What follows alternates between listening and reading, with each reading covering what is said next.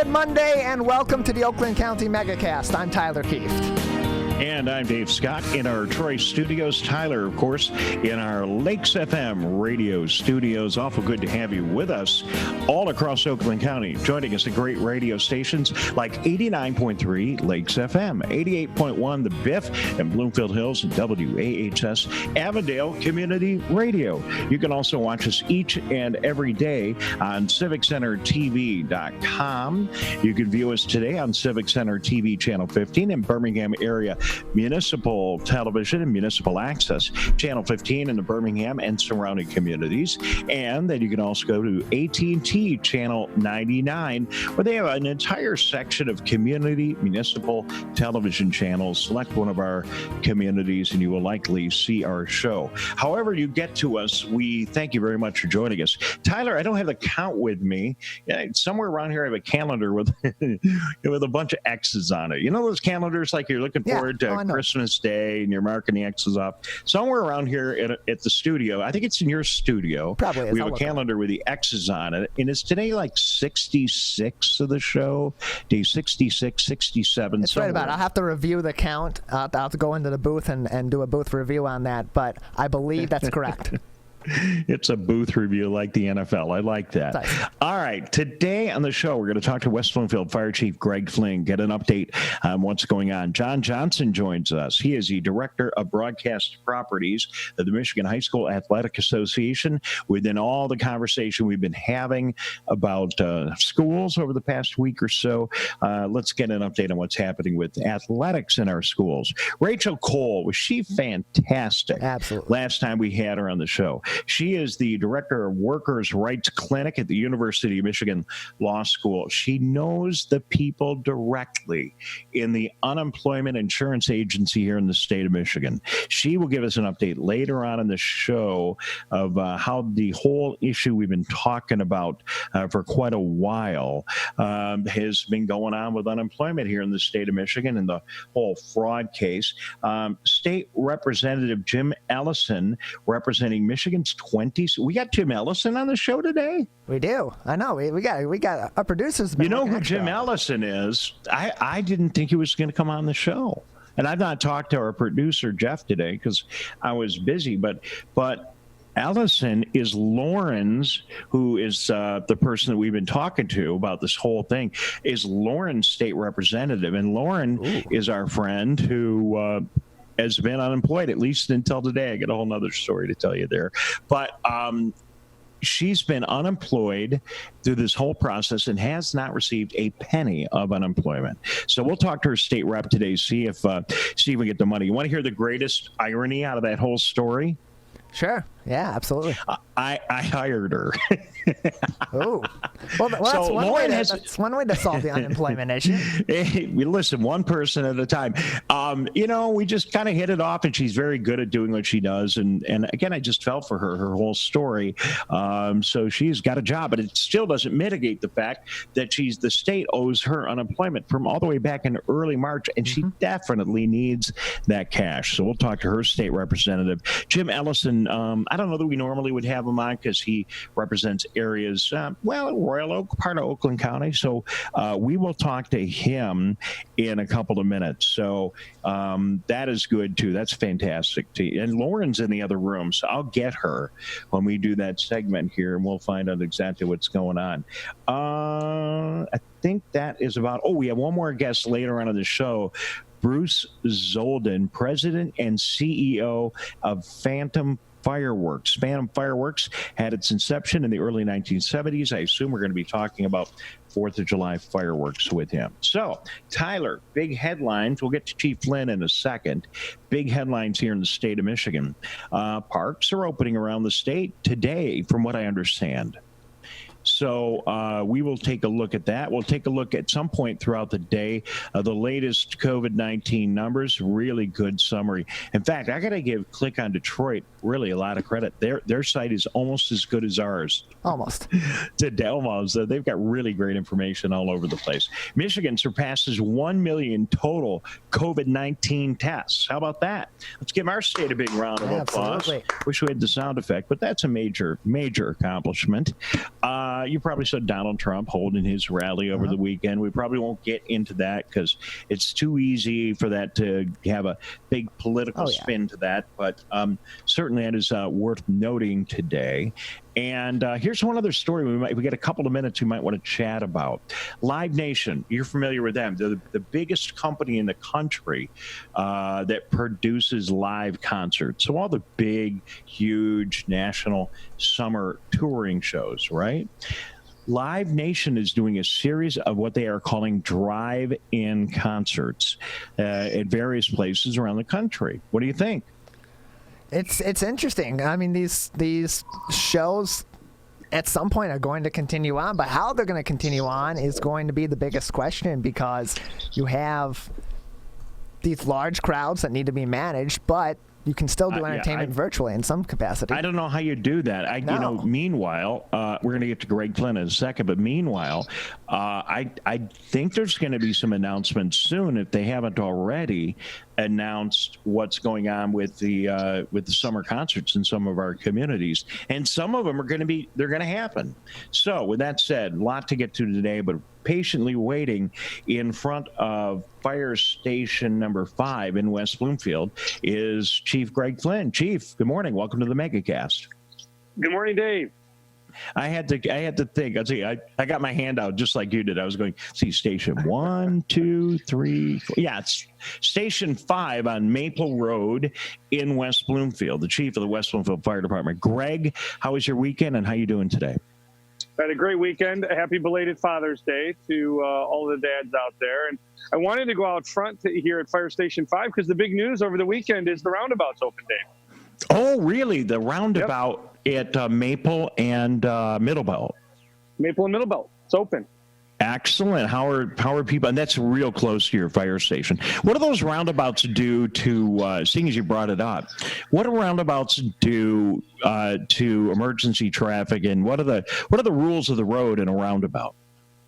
Well, the thing that we noticed early on when the roundabouts opened is that our number of motor vehicle accidents that had injured parties at them rapidly decreased.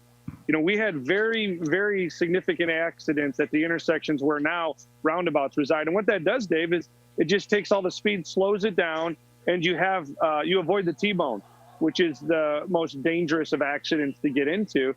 And sure, there's some fender benders. And I think the better one to talk to would be Deputy Chief Lawson on, the mechanics of the roundabout. The law enforcement side's a little bit more up with that. But I can tell you the number of injured parties in West Bloomfield as we get more roundabouts as a result of motor vehicle accidents has only declined, and not just a little bit, but declined significantly. And I would assume that if you are approaching a roundabout and you hear a siren or see a blinking red or blue light in your mirror or in front of you, the idea would just be to try to get out of the way and just stop, because why enter a roundabout if there are emergency vehicles approaching?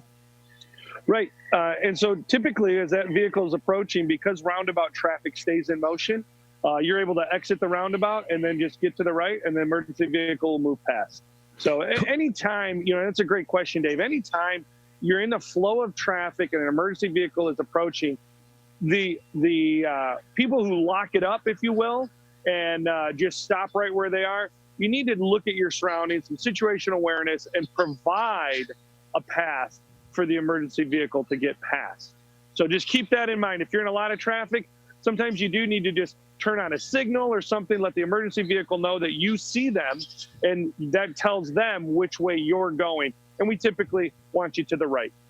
Greg Flynn, Chief of the Fire Department in West Bloomfield Township. Greg, I'm just looking at the COVID-19 data, these charts that are available on the internet. And just as a reminder, on the 3rd of April, there were 1,953 new cases of COVID-19 reported that day. And on the 21st, 146. So the numbers look good. And I think you need to measure that. That was yesterday. Sundays are always a little low. But even if you go to Friday, 211. And I think you have to measure that against the other news of the day. 1 million tests have been done here in Michigan. I think that number is correct. I'll go back and double check that to verify that that is a Michigan number. Yes, Michigan surpasses 1 million total COVID-19 COVID-19 tests. So we're doing more testing here in Michigan, and the numbers are remaining low and flat, Greg Flynn. What a success. And, it gets confusing with the narratives that we see from the national media. Numbers are increasing. I think we get confused with maybe what's happening in Florida and want to apply that here. And when we look at it strictly from the coronavirus and the impact on testing, Dave, the numbers, I was looking at the state, the 7-week average graph before the interview, and you'll see that I think it's from the early part of June all the way through, we have remained flat. We are not seeing that little uptick that some of the other states are seeing as part of the reopening. It was interesting, and I don't know whether you believe this or not. There's so much information that is coming out about COVID-19, and you have to measure it against, the speed at which this data is coming out. But I did see a report in the media over the weekend that an Italian infectious disease expert said that he felt, at least in Italy, that the virus itself is losing strength, and that it is morphed, it has evolved, and it has evolved in a positive direction. I don't know if that's a contributing factor here in the United States, because we do have areas in the States where we are seeing new peaks, but I mean, I'll take any optimistic news I can get. So primarily, I think what's going on here in Michigan is that people are doing their thing, Greg, and you just see it everywhere. Well, we do, and we're seeing best practices. Now, I continue to hear people say that they see many people that aren't compliant with some of the rules. And we've talked about this before, Dave, that everyone has a little bit of a different threshold for risk. And the thing we've all got to keep in mind is that we want to be respectful of other people's decisions and that risk that's going on. I had an opportunity. I know you had Monsignor Spatenka on, and that's my parish actually over in Grosse Pointe. And I saw one of the associate priests last night out for a walk, and I asked how attendance was at Mass. And they said they're still, right around that, below that 100 mark where their capacity should be. And that's an indicator people just aren't comfortable going back into certain settings yet. I think as you've had restaurant owners on, while some are doing well, there are probably still others that aren't at capacity. And all of that is because we're not in the clear yet. And we are so anxious when things are going well to just put our foot on that accelerator. And I want to do that too, Dave. You and I both. We want to get back out and do the things that we love to do. This is the best time in Michigan, right? Summer. And we're frustrated because we can't do all those things that we want to be doing. We can do almost everything. State Park's open today. Grand Hotel on Mackin Island, just symbolic. I mean, it's good if you want to go there. Not everyone can afford to go to the Grand Hotel, but they're opening up. We saw a U.S. Circuit Court ruling that said that gyms are going to reopen on Thursday here in the state of Michigan, unless the governor can put a stop to it in court. She wasn't really happy about that, but that appears to be happening. And our numbers are flat in Michigan. So, yeah, you do see people that aren't complying, but Greg, I do go to northern Michigan on the weekends, and when I come home, the first thing I notice, it's different here. The level of compliance here in southeastern Michigan has been absolutely incredible, and I think by and large, there's exceptions, but I think people are doing a really good job, and that's got to be at least part of the reason why the curve has flattened here. Well, and now look at the availability of things. I was at the hardware again. There's all the markings on the floor at the hardware store, and there's ample supply of sanitizer behind the counter. Interesting that hand sanitizer now is one of those things behind the counter. But we're catching up. We're catching up, and that is kudos to everybody. Kudos to the small businesses that converted over. Kudos to the distilleries making hand sanitizers. Kudos to the small business owners that have put the markings on the floor, have their staff wearing masks, encouraging hand washing, right? We're getting it right. And that's an important part of getting us, having us remain flat until we can get a vaccine and really get the numbers lower. All right. Well, we're going to continue to have you on the show, Greg, because you and I started this thing together some 60-odd broadcasts ago. And we started this mission in an effort to communicate everything. And we're continuing to do that each and every day. But I still think it's important to continue to critically look at and communicate the essentials and the reminders. It is better if you wear a mask, and almost everybody is. And there's one place that you feel ostracized if you don't wear a mask, and that's the grocery store. That seems like the one place that you don't dare walk in without a mask. I don't know how that ended up, but it just ended up that way. But wear the mask, wash your hands, do the things. Hey, Greg, we had a guy in the show last week, had a really cool product. It was a door opener, and he makes these in Royal Oak. It's a door opener where you can open the door with your foot. I mean, what a great pivot. So you don't even need to touch a door handle. I mean, we have a lot of great stories. And I love how you phrase that, this pivot, this ability to look at where the needs are within the community. You know what I heard over the weekend? We had some friends over with our appropriate social distancing, and our friend of ours, to Danielle and I, he said, Greg, I don't consider it social distancing. I consider it physical distancing because I don't want to be socially distant. I don't. Sure. And I thought, what an interesting way of putting it, because you're right. You are a social guy. I'm a social guy. I like people. I don't want to be away from them, but I physically need to be separated from them. And it was so natural that when we went and sat down on the back patio, everybody spread out. It was. And nobody said, hey, let's get a bowl of chips and set in the middle of the table here, because we all knew nobody wants to eat out of that common bowl. It's becoming a bit of the new normal, Dave. And what did we say months ago? We need to have the conversation, because when we arm the community with good information, not drama, not politicizing things, but we give them good information, our residents, your listeners, make good decisions. They are smart people. And we need to continue those messages and highlight these great inventions and innovations in how we continue to be a strong and resilient community, like opening a door with your foot, was it? Yep, using a foot to open the door. I mean, it's amazing things people have come up with. Greg Flynn, he's fire chief in West Bloomfield. Greg, anything you want to add in particular on your beat, first responders, challenges, issues, any new developments? As I know you guys still have your hands full. You still need to be very cautious in the way you're interacting with people. But anything you want to share with us from the field today? Well, I do want to share with you that it has started to rain, and that was the reason for my reposition. And I think we're all thrilled to have a little bit of rain.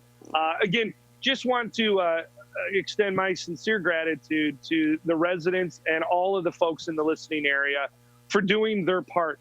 Don't stop. Don't stop washing your hands. Don't stop wiping down the grocery cart. We are not in the clear. Everything that you're doing is working, and the more we remain vigilant, the more things will open up. And as always, be kind to one another. All right, Greg Flynn, thank you very much for being with us. We look forward to keeping in touch, and pretty good day today. Pretty good day today, rain or not. He is fire chief of the West Bloomfield Fire Department, Greg Flynn, joining us. Tyler, I'm looking at a note. We're going to talk fireworks later on in the broadcast, but the Ford Fireworks in Detroit will be held as a TV-only event without crowds. And, you think of the things you can do and the things that probably are not the best idea. And, 2, 3, 4 million people pack it into downtown Detroit to watch the fireworks. To me, it doesn't really seem like a good idea. I get it.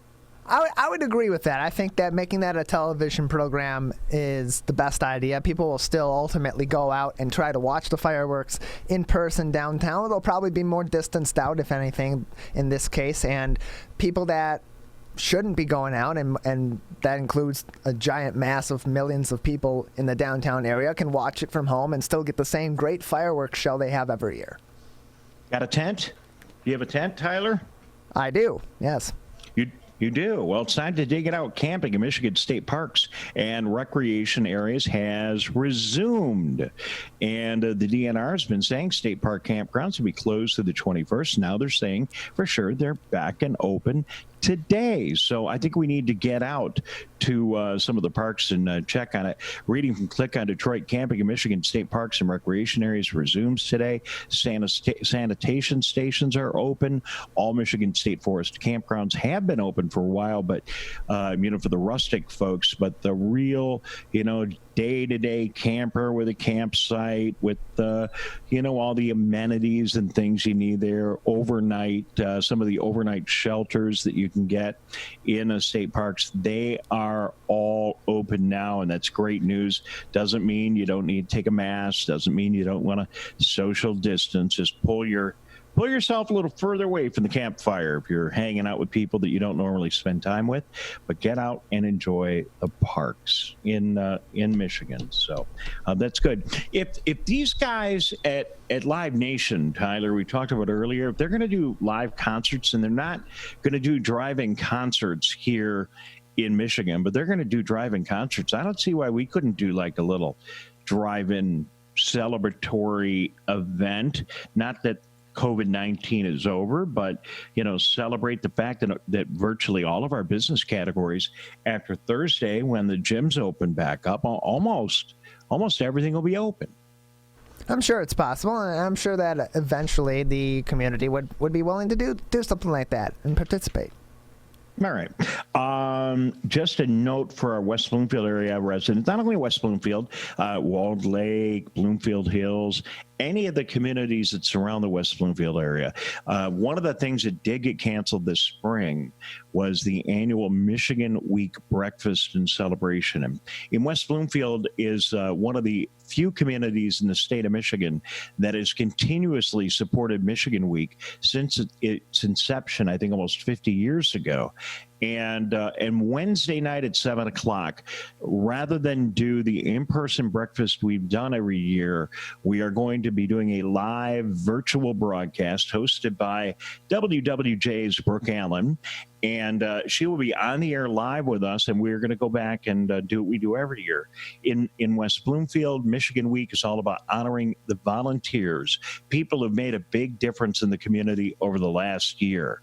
And so we're going to do it virtually on Wednesday night. Won't be the same, won't be all the fun that we always have in person, Tyler, but we're certainly going to have an opportunity to recognize those people that have made a difference in the last year. Man, it's been a challenging time. So good moment to step back and salute those people who make a difference. It absolutely is. And it has been a tough year for all of us here in the state of Michigan and the United States, and certainly in our communities. And it's still important for us to recognize those people that have taken their time to volunteer and to help the community out, even and definitely also during this pandemic, to help keep our community running and keep programs that are absolutely necessary to people throughout our community up and running and effective all throughout, even the worst of times. It's important to recognize them even now, especially now during the pandemic. One of the most visible people, and speaking of West Bloomfield, in our entire region, I run into this guy everywhere I go, not only in West Bloomfield, but, I was even having a hamburger in Birmingham, and I ran into Bill. I'm talking about our good friend Bill Bertakis. He is a photographer and one of the most active people I know in the greater West Bloomfield community. And Bill is one of the people that has been caught up in this crisis that we've been talking about, the unemployment crisis over the past several months in Michigan, that was started because over 2 million people filed for unemployment. A lot of them have never seen a dollar. Then the whole situation was made worse and exacerbated by the fact that there are fraudsters out there that are trying to steal unemployment dollars from the state of Michigan. And the way the state of Michigan dealt with that is they turned off unemployment for over 400,000 people in the state of Michigan. A very bold act, one that, I normally don't get critical of anyone on this show, but one that does bother me a little bit because the burden of managing that problem shouldn't be shifted from the state of Michigan to individuals who should be receiving those benefits, and they just turn them off. So we're going to talk to a state lawmaker in a couple of minutes. We're going to see if we can find Lauren, who's been on the show, and Bill Bertakis, our good friend, will join us in a minute. This is the Megacast. Thank you very much for joining us. You're listening to Lakes FM, also the Biff and Auburn Hills, certainly Avondale Community Radio, watching us on Birmingham Area Television, and watching, of course, on Civic Center TV. Facebook partner today, where we are live, is the West Bloomfield Fire Department Facebook page. You can always watch the show on civiccentertv.com. We're going to take a break, and we'll be right back. Technology like smartphones are wonderful devices to reduce social isolation in older adults. You can call grandchildren, phone friends, participate in fitness classes, and play games. But you need to stay mindful of scams. Scams related to the COVID-19 virus are rising. These include attempts to obtain personal information from seniors, including pitching unreliable products, advice, tests, and cures. You need to stay vigilant and be cautious. If you feel that you have been taken advantage of, it's okay for you to reach out to somebody you know and seek out advice, or even contact your medical provider. Thank you. Michigan, we still need to stay careful because we don't want to go backwards, back to where we started. So keep standing 6 feet apart. Keep wearing a mask in public. And if you have symptoms, talk to a healthcare provider about getting tested. To move forward, let's all do our part. So stay careful. Michigan.gov/coronavirus.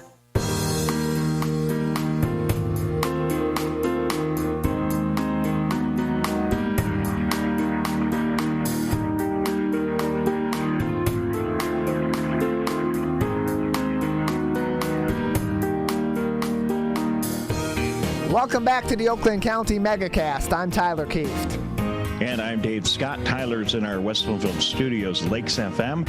I am in our Troy offices, and it's good to be with you wherever you happen to be in Oakland County, whether you're over here in the Troy, Birmingham area, up in Bloomfield Hills and Pontiac, in Rochester, or in West Bloomfield today. We thank you so much for tuning in to the Megacast. One of the things we've been able to do in the show, which I am most proud of, is we've been able to get to the bottom line stories, not by having some pundits on, although we've certainly had our share of experts on the show, but generally we've been able to get to the bottom line by talking to individuals who are affected by these stories rather than talk to the newsmakers. Wouldn't it be nice, Tyler, if national television did more of that rather than go out and talk to someone in the White House about what they're doing?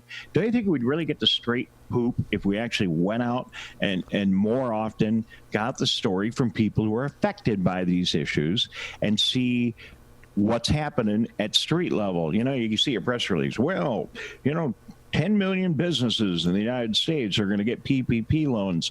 Then you go out and you talk to people and you realize that none of them can access them. So, we do our best to make sure that we can find out on this show what the heck is going on by talking to people that are most affected.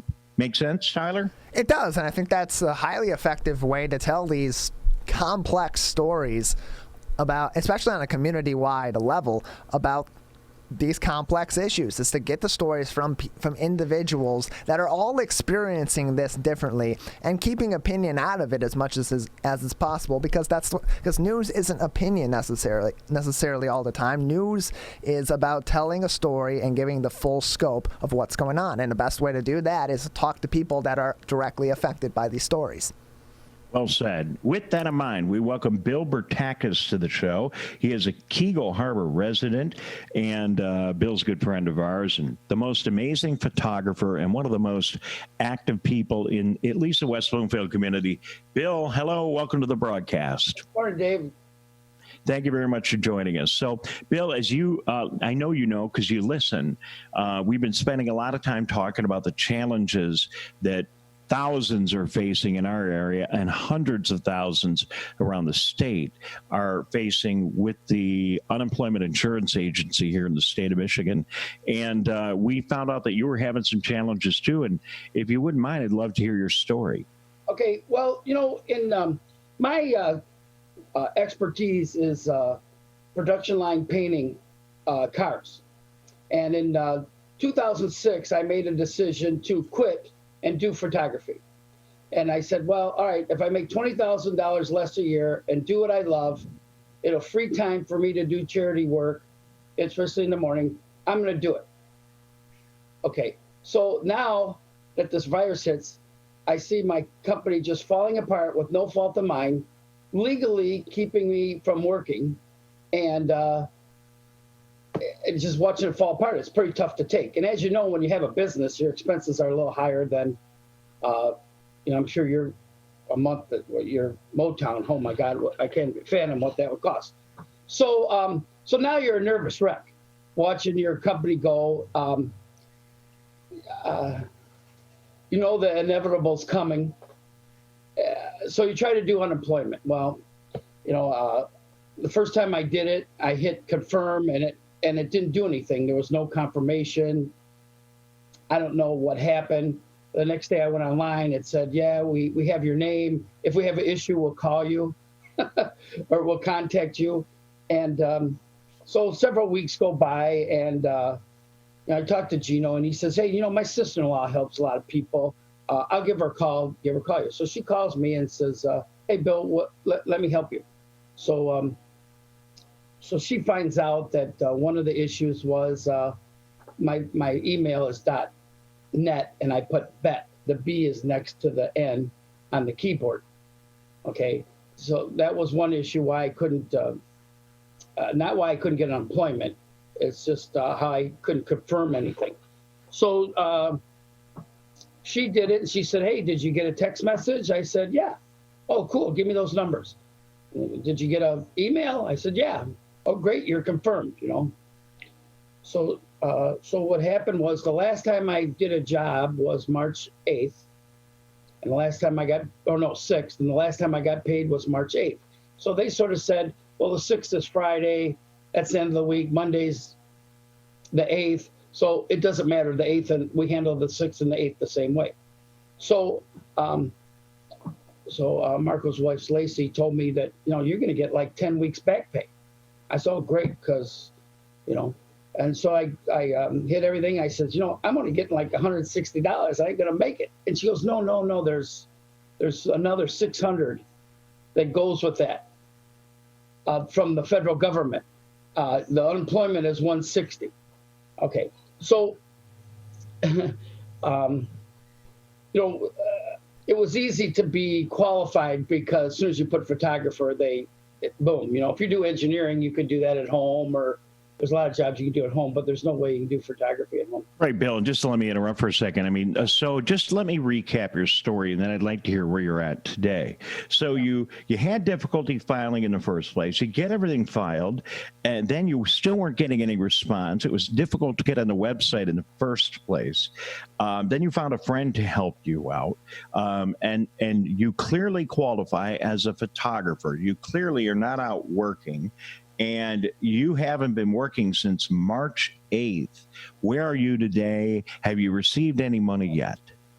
Okay, so one by one, the phone calls are canceling and asking for their deposit back. And I know a lot of people didn't. They gave them credit. I don't work that way. So, Bill, I just want to make sure I'm clear here for a minute. You're talking about deposits from customers, photography customers of yours, and they want you get deposits, and then you do the job. But if you can't do the job, you got to give the money back. But hang on, let's just go back. I want to focus for a minute on, unless it's related, on where you are with the unemployment agency. Have you received a penny from the unemployment insurance agency yet? Have you received a check from the state of Michigan? No. You've received not a penny from the state of Michigan as of today? Yeah. So have you talked to anybody yet that you've been able to see if you can get any help with your case? Okay, so what Lacey had to do was every 2 weeks you have to fill out the normal thing of unemployment, of saying I've been looking for work, I didn't turn down work, I'm not ill, I can still work. So she had to do that like 5 times to get me up to date. So let's see, I got written here, the 16th I had to do it again. And so there was a thing that says contact us. So I contacted them. I says, this has been 3 weeks since I filed and I haven't received a penny. Is anything wrong? did I forget to do anything? If I'm not understand why I haven't received any money yet. So the only way you can contact them is through that under the contact us and write them a little note. So I did that. I never received any. Right. So, Bill, here's the bottom line. Thank you for sharing your story. I appreciate it. By the way, we're good friends, and my heart goes out to you. And I know a lot of people listening and watching right now are friends of yours in the West Bloomfield community, and people that don't know you because they're in Troy or maybe they're in Auburn Hills or somewhere else in our coverage area. I'm just going to vouch for you for a minute. As Bill said earlier, he changed his lifestyle to be involved in the community to the degree that very few ever do in their lifetime. This guy is a guy who is super involved, and so it even hurts me more to hear your story. You should have been collecting unemployment. You have a friend who knows the system. You've submitted all your paperwork. You continue to do that, and you haven't received a penny. And on top of that, you're really not even getting any communications back from the UIA, and that goes all the way back to the 8th of March. I just want to verify that they're not talking to you in any way whatsoever, and you've been doing everything you can to try to get this sorted out. Is that correct? Yeah. Now, keep in mind that I wasn't laid off. And when you're laid off, it's a lot simpler process. Normally when things are slow, a business owner can't file for unemployment, but they had exceptions. So there's it's a little different. When I get it's a little different, Bill, but it's a little bit different. And I'm glad you came on, and your case is probably slightly more complicated than Lauren, who we're going to get back here in a minute, who, has clearly laid off, out of work, and didn't see anything from the state. But nonetheless, they haven't even gotten back to you and said, no, Bill, you don't qualify. What are you doing bothering us? You're an employer. You're a freelance photographer. You're not supposed to get unemployment. They haven't said that to you either. They're not talking to you at all. Zero, zip, nada, right? No, I never received anything. All right. So, Bill, thank you. We're going to talk to Representative Jim Ellison in a minute, who's standing by. Thank you very much. If you haven't already, I'm going to share your information with Representative Carter's office. But even the state reps that I've talked to some degree, it's even hard for them to be helpful right now because things are so challenging. So I appreciate your efforts in our community, and thanks for sharing your story, and we look forward to seeing you. Hey, Bill, I think it's pretty soon we're all going to be out there. You're going to be shooting some pictures, and we're going to be getting together again real soon, so I look forward to seeing you. Yeah, the only bad thing was everything's been canceled. Nothing got postponed. All my golf outings and fundraisers, they all canceled that year. I wish they got postponed, so it's going to be a tough year. I think next year I'll be back on track. All right. Well, thank you for sharing your story. I'm going to keep in touch, okay? And we'll let you know when we find out. We'll call Representative Carter on your behalf, and I'll get you guys connected if you've not already talked to her, okay? Thanks, Dave. All right. Tyler, there's another one, and we talked about this over the last several weeks. We know there are thousands of Bill Bertakises out there right here in our own little part of the world here in Oakland County. There are, and he's certainly not the only person that's had some sort of variation to their story in this unemployment crisis that's added some complications to them getting their checks. But it's another example of, it's not just I don't have a job, I'm applying for unemployment and I haven't heard from the UIA. There are a lot more layers to each and every one of these cases that makes every case even more complicated, and it's all the more reason why communication needs to be better. Yes, but I want to simplify it by saying even if your situation is a little more complicated, if you're not having any communication with the UIA, then it's a problem. We're going to take a break. We'll be right back. Joining us in a minute, State Representative Jim Ellison of Michigan's 26th District, which I know serves the Royal Oak area, and a little bit more. The discussion in Lansing right now is one of the ways to try to help is maybe we need to open up the UIA offices, the unemployment offices in the state of Michigan. Maybe that would be easier to get some communication and have some dialogue. Secretary of State's offices have opened. Maybe we should open up the UIA offices. We'll talk to Representative Ellison about that, see what else he has in mind, and then we're going to introduce him to one of his constituents as well. I hope he doesn't mind, that is affected by all this. We'll be back. This is the Megacast. Michigan, we're calling on you to save lives. Don't ignore it. Don't let it go to voicemail. It's urgent. In fact, it's critical. Because if you've been in close contact with someone who tests positive for COVID-19, you may have been exposed to the virus. And you could get a call from My COVID Help or your local health department. So please answer the call to learn how to protect yourself, your family, and friends. We're calling on you to stop the spread of COVID-19, to make it safe to reopen businesses and help Michigan move forward. So if you get a call from My COVID Help or your local health department, you may have been exposed to someone with COVID-19. To protect us all, answer the call. Learn more at michigan.gov/contain-COVID. A message from the Michigan Department of Health and Human Services. Coronavirus has put us to the test. Now it's time to put it to the test. We've greatly expanded testing in Michigan. So people who think they may have COVID-19 with symptoms like fever, cough, and shortness of breath can get tested. And those without symptoms who work in public can now get tested, as they could carry the virus.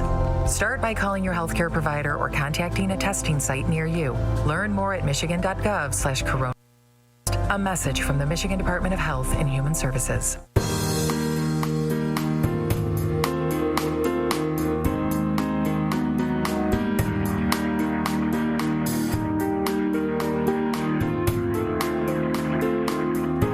Welcome back to the Oakland County Megacast. I'm Tyler Kieft. And I'm Dave Scott. I'm in our Troy offices. Tyler back in our studios in West Bloomfield. And as you can see, I've got a guest here with me, and it's Lauren Kinniston. We'll say hello to her in just a moment. But joining us via Zoom right now is State Representative Jim Ellison.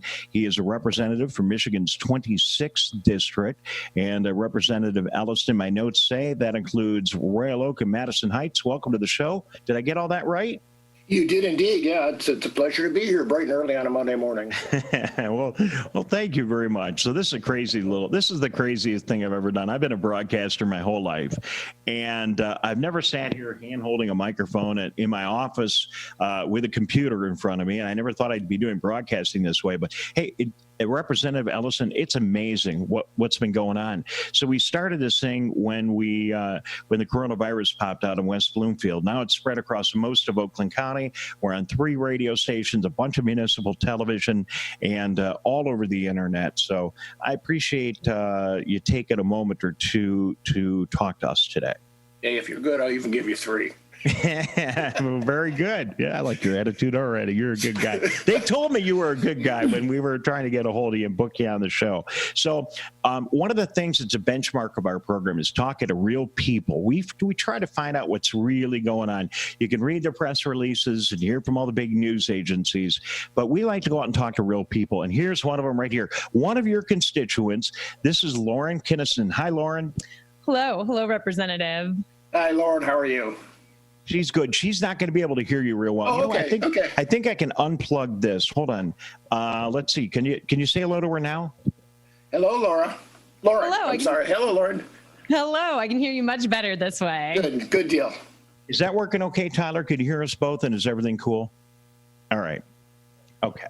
So, okay, very good. Thank you. So, getting away from the broadcasting stuff, Representative Lauren used to work in downtown Detroit, and when were you laid off? I was laid off on March 13th. March 13th, and she is one of the hundreds of thousands, if not maybe, God forbid, millions of people in the state of Michigan who've not seen a single penny of unemployment. It is a tragedy, and I know you're aware of it, and I know you've been working on these issues. What are your thoughts? Well, ever since this started, my legislative office and My constituent specialist, Madeline, has been dealing with calls from people. I mean, as of Friday, we've dealt with over 600 cases. She has dealt with over 600 cases. Unfortunately, we've only had successful resolution to a little over 50, because we're struggling the same as everybody else getting through the UIA. We have a few more contacts, and we do have a contact with the governor's office that'll help get us through. But my office is typical of everyone. We've got 110 legislative offices, and we're all doing the same thing. Basically, what we're doing is the UIA's work, which is really starting to rub us wrong, because that's not what we're up there for. Well, and worse than that, you know, I have over the years, because of what I do, dealt with a lot of folks that are in your capacity, Representative Ellison. And one of the things that's always been wonderful is state representatives, you know, the people that we in the state of Michigan are closest to, have always done a wonderful job giving us access to problem solving in state government when it's been a problem. And in a normal situation, you could call your state rep if you're having an unemployment issue, and they could fix it because you have had unfettered access to state agencies. But from what my friends in Lansing tell me, that is not really the case right now. You cannot easily get to the UIA. Is that correct? Yeah, but I think it's more than likely due to the fact that they are so understaffed. I mean, they were not prepared for being inundated with the amount of claims that they've had because of this virus. And so they, you know, they were caught flat-footed.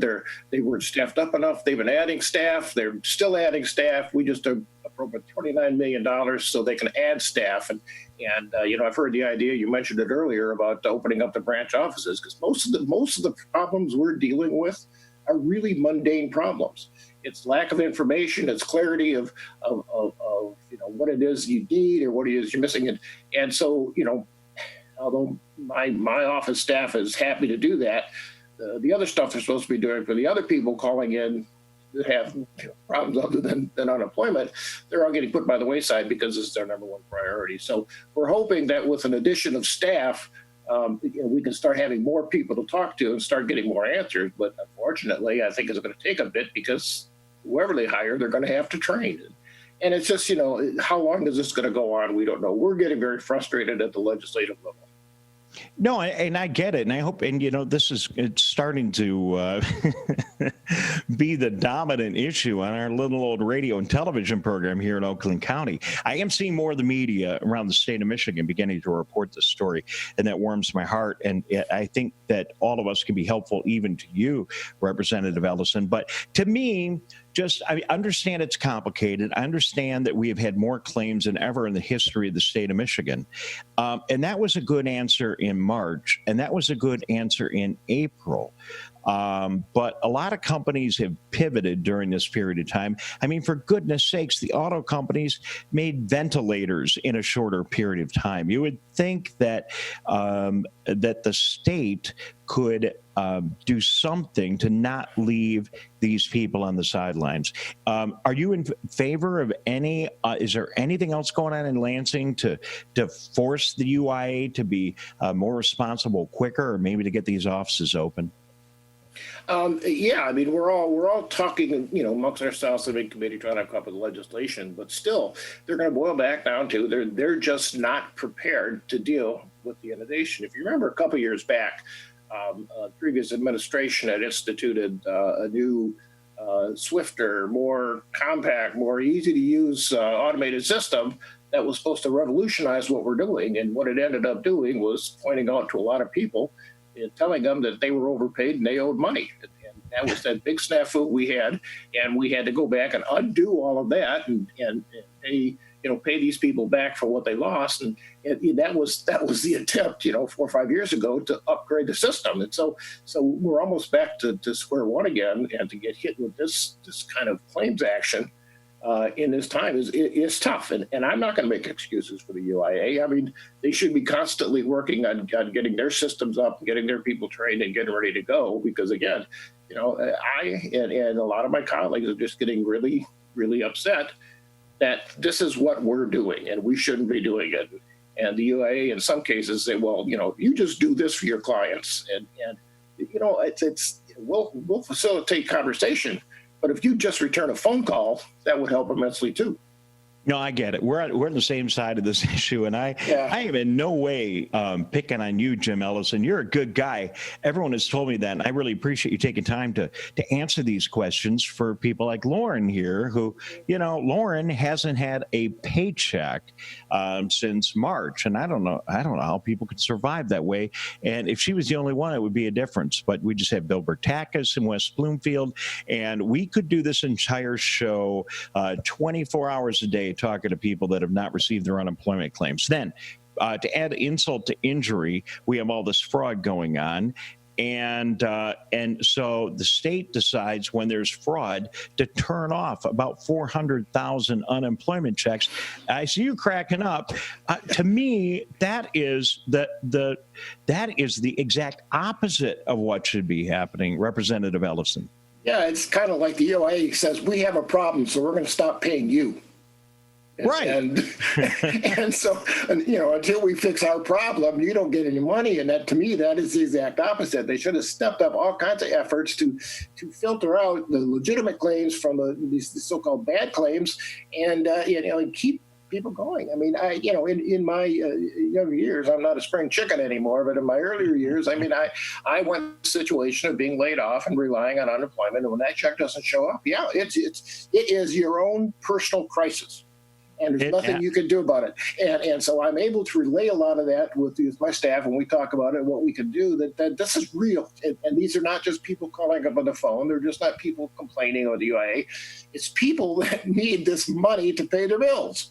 If I was a cynical person, which of course anyone who knows me will suggest I'm not. If I was a cynical person, I might suggest this was intentional. It's so bad that it almost feels like, well, the state's kind of short on cash, so we're going to do everything we can to not send out unemployment checks. Can you reassure me that is really what's not going on?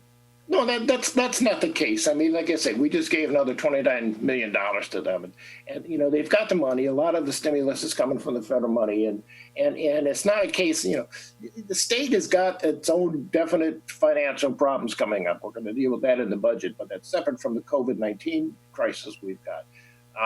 UIA has the money. They just, again, in trying to allocate it and get it out to the proper people in the proper amounts is just something I think they're not up to speed yet. All right. Well, we wish them the best of luck in getting this together. I empathize with the challenges your office is having dealing with all of this. We're going to keep doing what we can.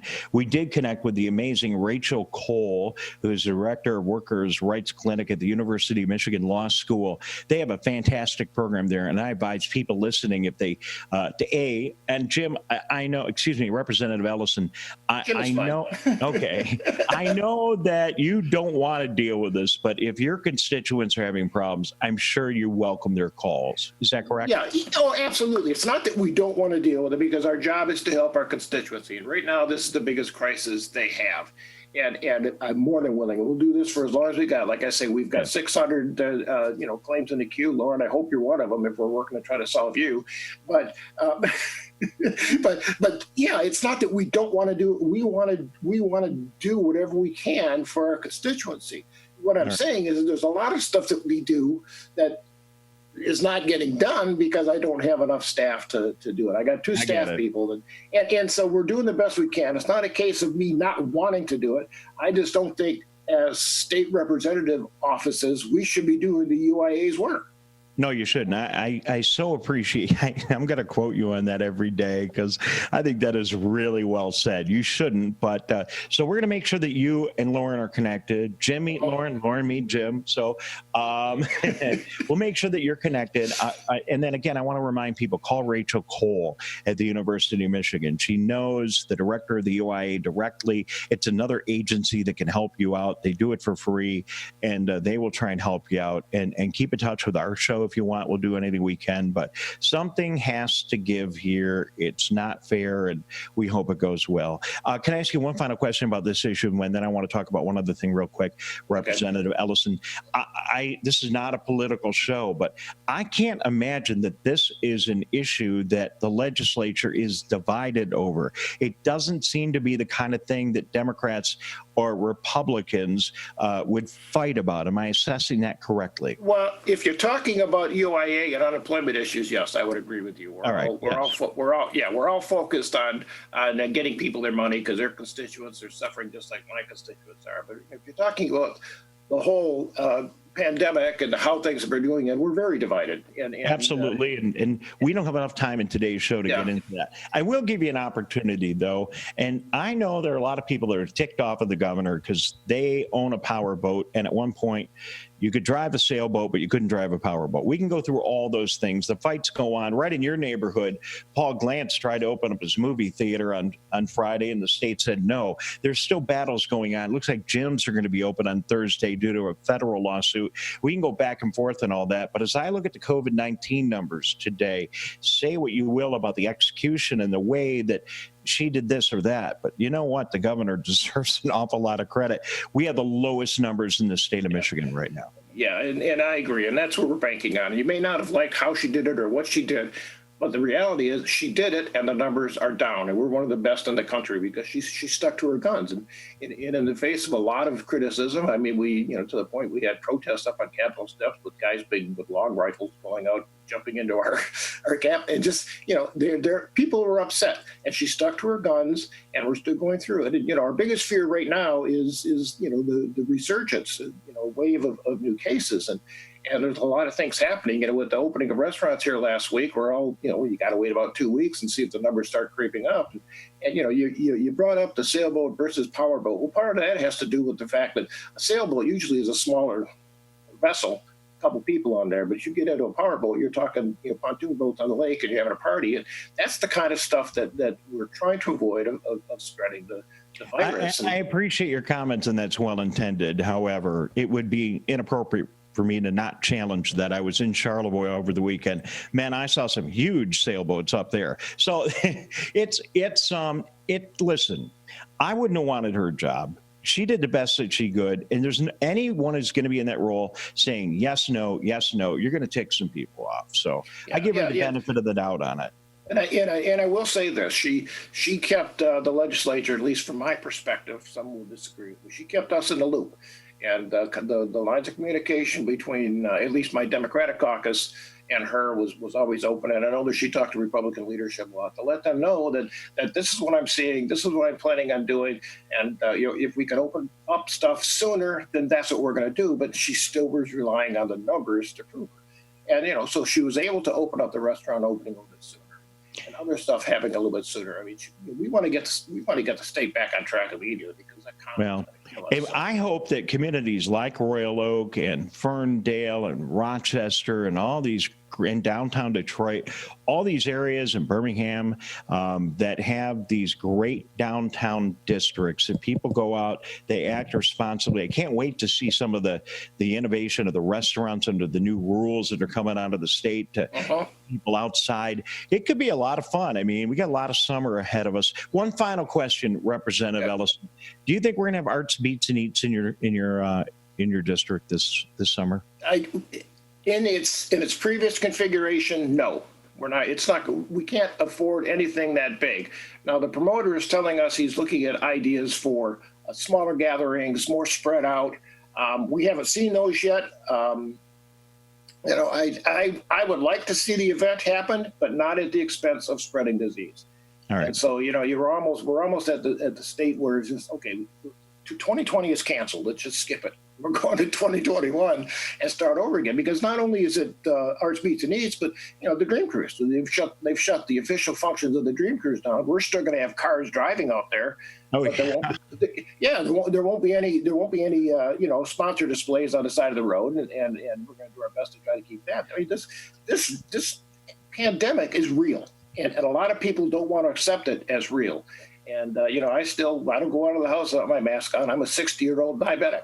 So, I'm in high risk, and I'm not going to take a chance with my health or bringing something back and contaminate my family. And it's just, but people look at me sometimes and say, "Why are you wearing your mask?" And I'm saying, "To protect you," because that's really what it's doing, and they don't understand that. I don't need a mask to keep myself safe. Well, I can't disagree with that, but if you want to keep me safe, wear your mask.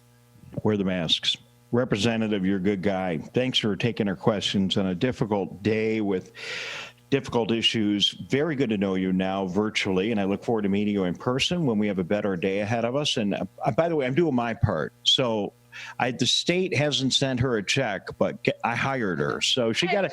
Well, good. Yeah, part-time. Well, let me offer this, Lauren. If you have not contacted my office, or if you need an update, send an email to Jim Ellison at house.mi.gov, or call the office 517-373-3818. And Madeline Abernathy is just spectacular on this, and hopefully Maddie can take care of you.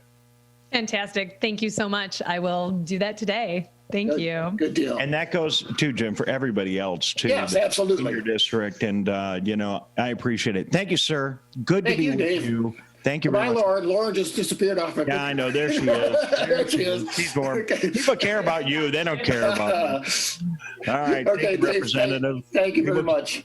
We will keep in touch. Thank you very much. Yeah, anytime. Give me a call.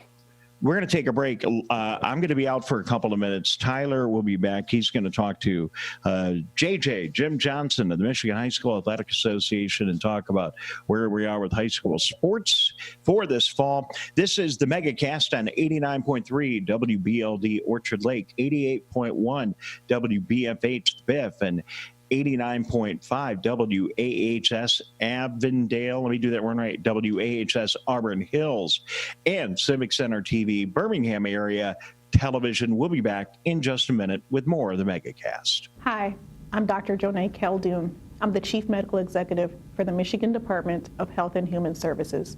The people who are at highest risk of getting severely ill from COVID-19 are the elderly and those with chronic medical conditions. That includes people with heart disease, diabetes, COPD, or those who have compromised immune systems. People who are in those categories should right now be staying at home as much as possible and not going out if it is not essential. If you fit into one of those categories, those are the things you should do. And if you have a family member who fits into one of those categories, you should be checking in on them and making sure they are following those guidelines. There's something everyone can do to protect the community from COVID-19. Hi, my name is Kurt Lawson, and I'm the Public Information Officer for West Bloomfield Township. We wanted to reach out to you, our older adults, to provide information that you may find useful during this difficult time. We want to ensure you that West Bloomfield Town Hall, our Waters and Utility Department, West Bloomfield Parks, and our police and fire departments continue to work hard on your behalf. Information and resources can be found on the Township website, the police Facebook and Twitter, or call West Bloomfield Park's COVID-19 Help Hotline. Please remember to keep your social distance of at least 6 feet, wear facial coverings when you leave your home, and wash your hands for at least 20 seconds with soap. These precautions will help keep you safe during these difficult times.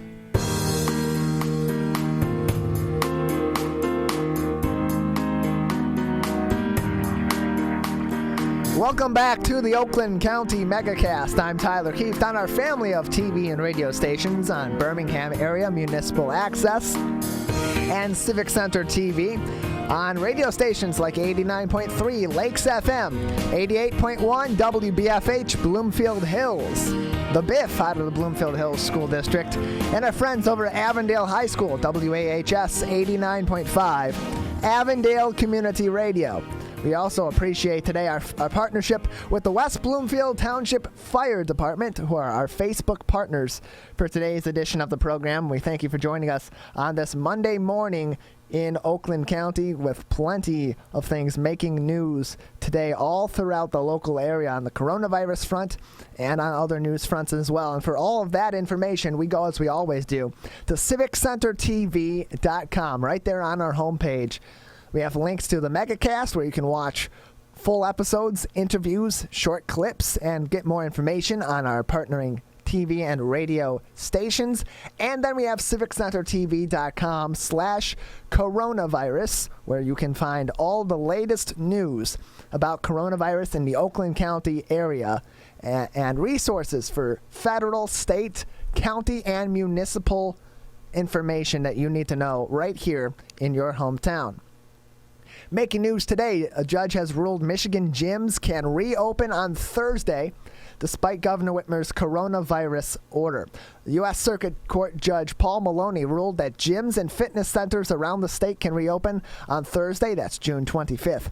According to the federal judge, Governor Whitmer's administration failed to provide scientific evidence justifying the continued closure while the state's COVID-19 case counts continue to decline.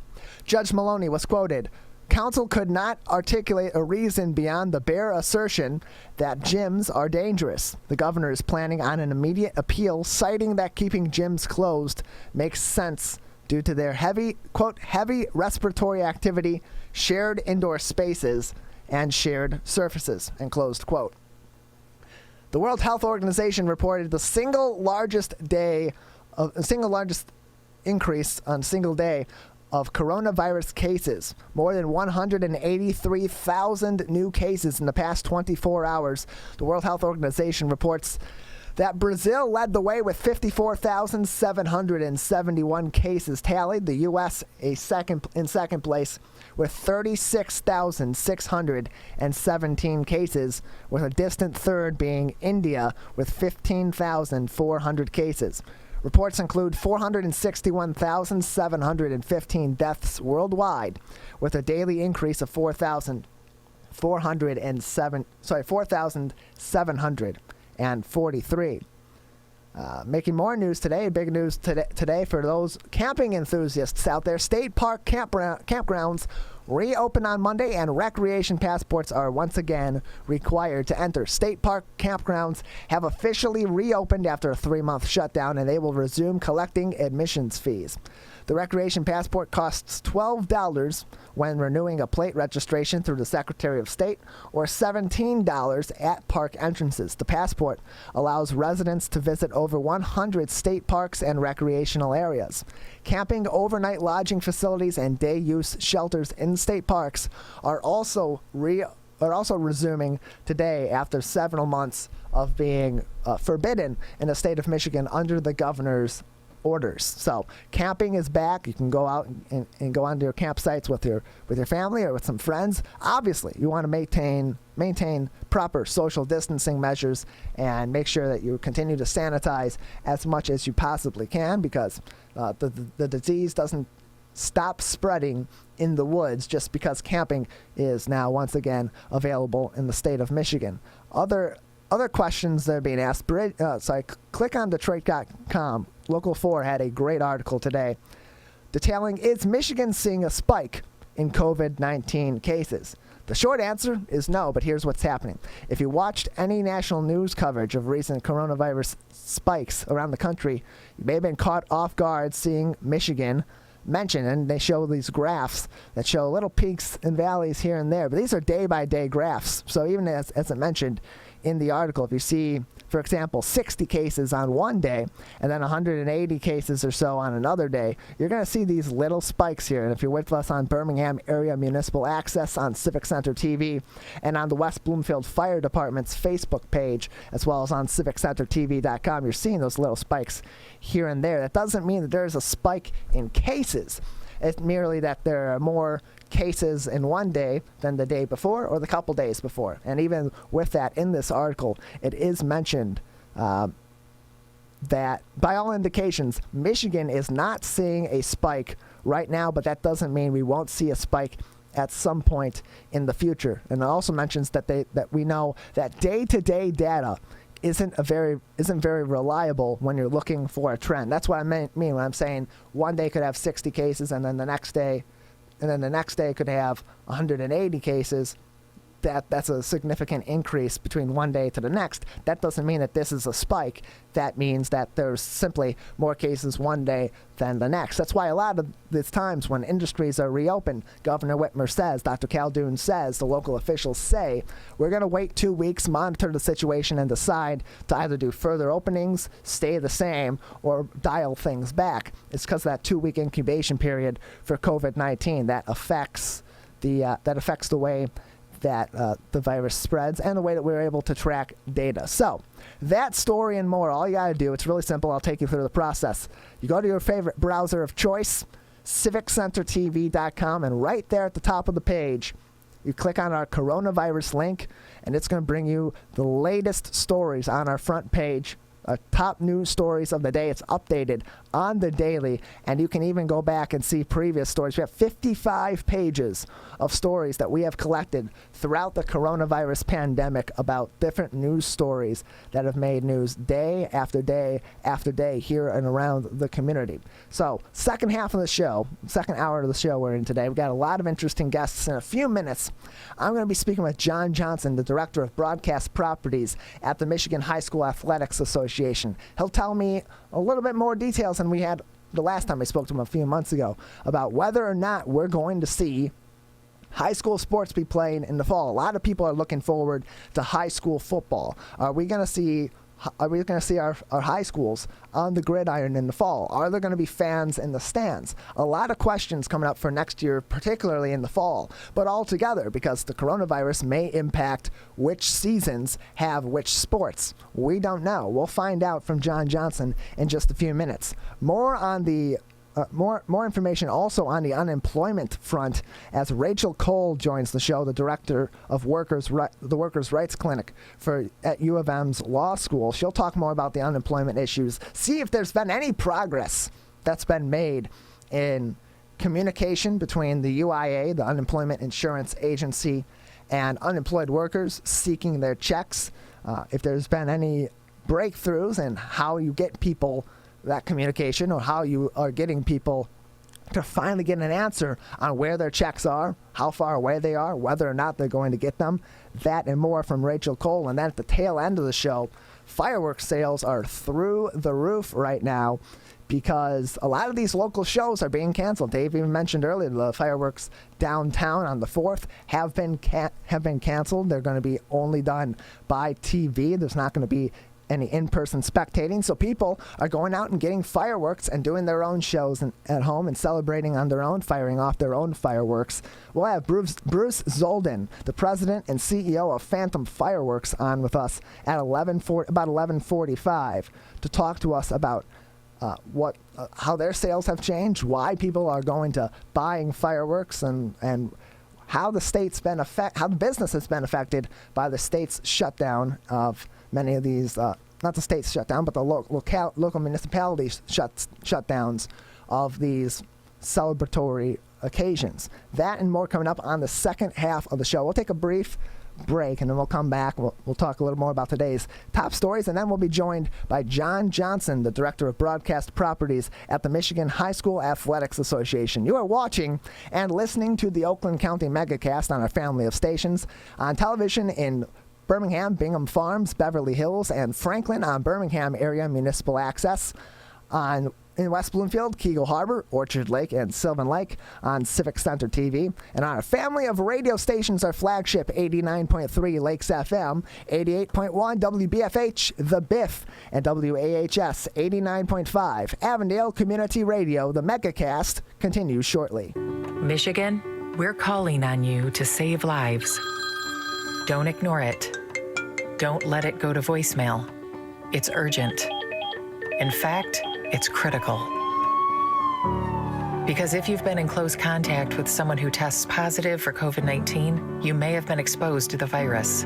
And you could get a call from My COVID Help or your local health department. So please answer the call to learn how to protect yourself, your family, and friends. We're calling on you to stop the spread of COVID-19, to make it safe to reopen businesses and help Michigan move forward. So if you get a call from My COVID Help or your local health department, you may have been exposed to someone with COVID-19. To protect us all, answer the call. Learn more at michigan.gov/containcovid. A message from the Michigan Department of Health and Human Services. Coronavirus has put us to the test. Now it's time to put it to the test. We've greatly expanded testing in Michigan. So people who think they may have COVID-19 with symptoms like fever, cough, and shortness of breath can get tested. And those without symptoms who work in public can now get tested. as they could carry the virus. Start by calling your healthcare provider or contacting a testing site near you. Learn more at michigan.gov/coronavirus test. A message from the Michigan Department of Health and Human Services.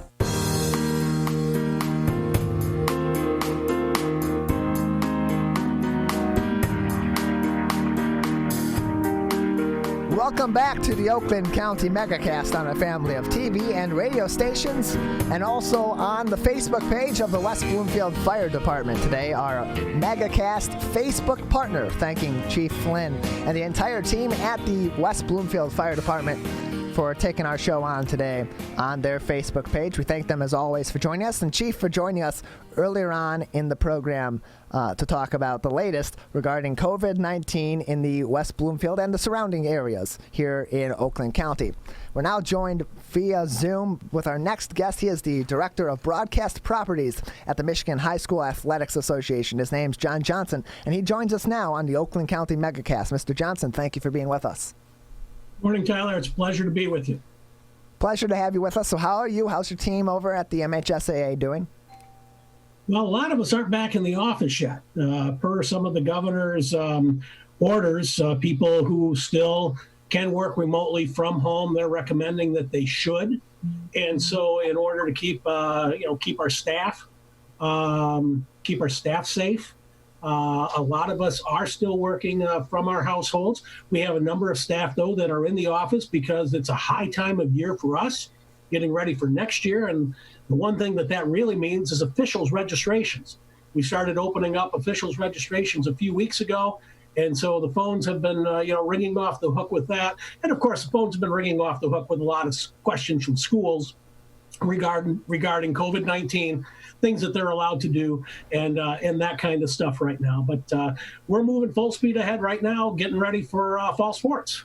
And on that note, what is fall sports going to look like? Are we going to have all the usual fall sports in the state of Michigan? As of now, is that the plan? Or are we in a situation where some sports may be moved to other seasons or done away with altogether as COVID-19 continues to be an issue? Well, let's take the moving sports seasons first, because that one swirls around a little bit, and the answer to that is no. There's no plan right now. We move into the summer, is college where taking football and moving when you had a chance for larger crowds, and you had a chance to feed the till.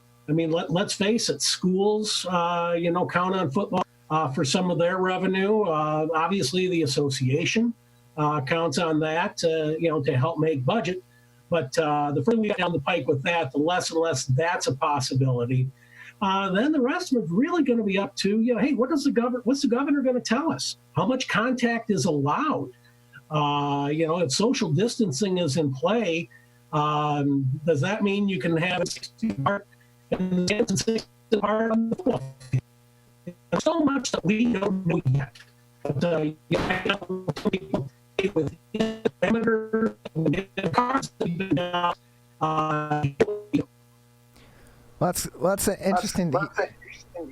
John, we're having some technical difficulties with you there. Your speaker may be interfering with us a little bit. If you could either, turn that down or something. I am hearing myself a little bit coming back over here. It's a little bit better now. I don't know if that's... Let's see what we can do here. Yeah, we'll just take a quick moment here. I'll reset. John Johnson is joining us on the Oakland County Megacast. He is the Director of Broadcast Properties at the Michigan High School Athletics Association, and I asked him first off the bat what's high school sports going to look like in the fall, and if there's a possibility that some of these sports may move seasons. Got a definitive no on that, and as of now they're planning to run sports as normal, and depending on the governor's regulations at that time or as they're approaching the fall seasons beginning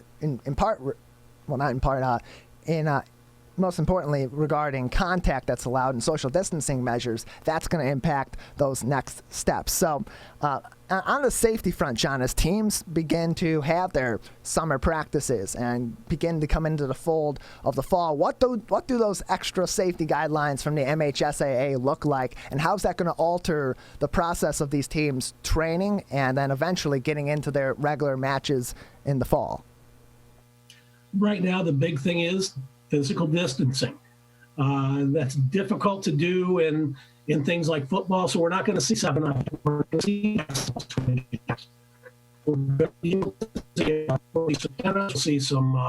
we'll see some golf. There's a lot of drills that can be performed. Distancing in place.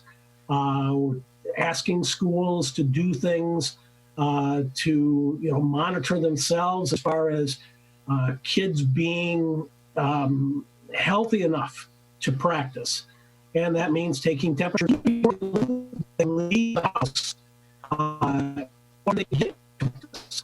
And that would not have temperature as 103, then they would keep that kid home. You'd want things like have the same group of kids. So John, I hate to cut you off like that. We are still having some issues with your microphone here. So what I'm going to do is I'm going to take a really quick break. I'm going to call you on the phone, and if you could just keep your video up and running, we'll keep your video on the screen. I'll call you over the phone. We'll come right back with John Johnson from the MHSAA. It's important that we hear this information. We'll be back in 1 minute here on the Oakland County Megacast. Hello, I'm Dr. Betty Chu, Chief Quality Officer at Henry Ford Health System, and I'm with Wright Lassiter, Henry Ford Health System's CEO, to talk about coronavirus. In uncertain times, it's natural to have questions. So I'm going to ask Dr. Chu to answer some of the common ones. First, why can't I visit my grandma to see if she's okay? Because the elderly are at a higher risk for complications with this disease, and you could inadvertently infect her. If I'm healthy, why can't I go out with my friends? The larger the crowd you're exposed to, the higher the chance you could get infected and infect others. If I have symptoms, why do I have to seek care? While the disease isn't dangerous for most people, for others it can be. We need to understand how serious your case is, because the right choices save lives. For more information, visit henryford.com or call 313-874-1055. Welcome back to the Oakland County Megacast. I'm Tyler Keith. We're joined again by John Johnson with us here on the Oakland County Megacast. Some technical difficulties, but we're all set now, and he's back with us. John, you hear us? I can hear you just fine. Wonderful. So that's good. That's good to know. So John, we were talking before we had to take a quick break there about some of the guidelines that will be in place for teams as they begin their practices. Could you review those for us again, please? Certainly. The first one starts with, every kid needs to be healthy in order to show up for practice. And that'll mean doing things like having your temperature taken when you get to the site. A number of schools have discovered an app that they can track everything with, and so they have their kids take their temperature before they leave their house to go to wherever the practice site is. If a kid registers a temperature in excess of 100.3, then that kid ought to stay home that day. And that's one of the most important things. That's going to be a daily staple, daily part of the routine. Another daily part of the routine will be working out in subsets. So in other words, maybe the same group of 6 kids or 10 kids or whatever that number that's allowable, have those kids all working together so that in case it's discovered that one of those kids has COVID-19, then the tracing process just gets a little bit easier. Then as far as what happens on the field, physical distancing is the term we like to use. Social distancing is the term everybody else has heard. But you need to keep the kids far enough on the field apart to be able to, be out of range, because this is transmitted. This is transmitted from your mouth, from your nose, and wear masks whenever possible. We know sometimes that's not practical, depending on the activity, but masks wherever you can have them. Social distancing, and make sure you got healthy kids. And those are probably the big 3 right there. And everyone's looking forward definitely to the football season. That's the big sport in the fall. That's a major spectator sport, and as you mentioned earlier on in the interview, for a lot of these high schools throughout the state, it's a big point of revenue for them as well. But it's a contact sport that involves a lot of close proximity action between multiple people. As of now, those teams are they allowed to be practicing now? Or is that allowed to be in any way contact or throwing a football together? Or is that just purely meetings? And then in the fall, if contact is not allowed or they're still having social distancing measures in place, will a football season even be plausible to take place? Well, there's a lot of things that can take place on the field right now. You can't do a handoff, but you might be able to do a pass. You can do, you can do sprints. You can do a lot of different agility drills. There's a lot of things that you can do because summer is supposed to be a time of conditioning in a lot of respects anyway. So there's always a lot of running and that kind of stuff that can continue to take place. It can be done safely. And so, football is fine in that regard. Soccer is fine in that regard. We know that golf right now can go out and play with appropriate spacing. Tennis is the same.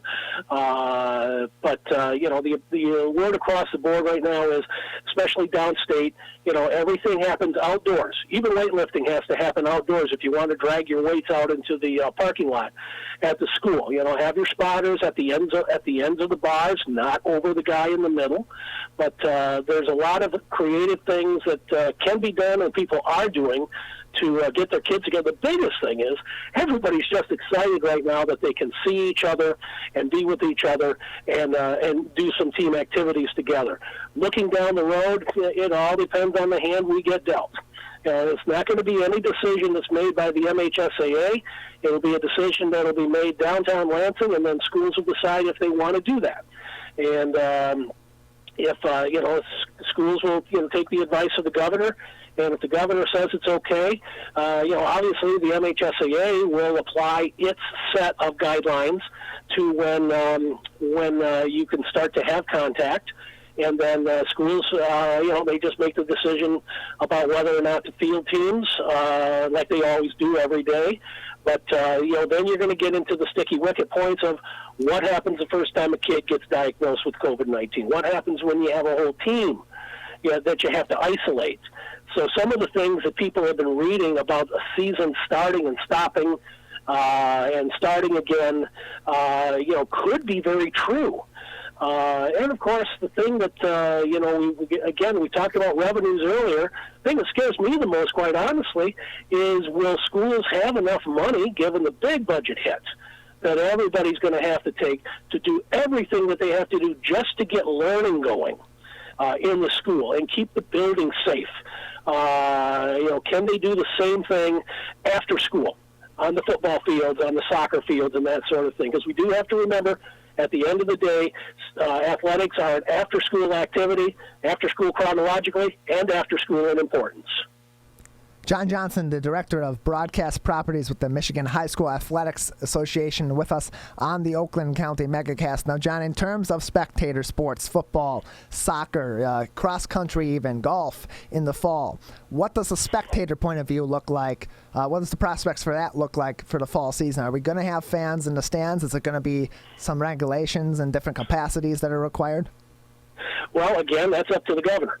And we know right now with some of the things that have been done in the northern regions of our state to allow so many people at outdoor events, that bodes well for possibly limited spectatorship at events. And, I've seen all kinds of things for sale already that schools can buy that they're 6 feet wide. They're little signs you put up in the stands and put a sign there, okay, you sit over there, you sit on the other side of that sign. So people are getting creative in a lot of different ways. But again, like so many other things, like I said before, we've got to wait until we've got some cards in our hands to know what we're going to be able to do as an association of schools.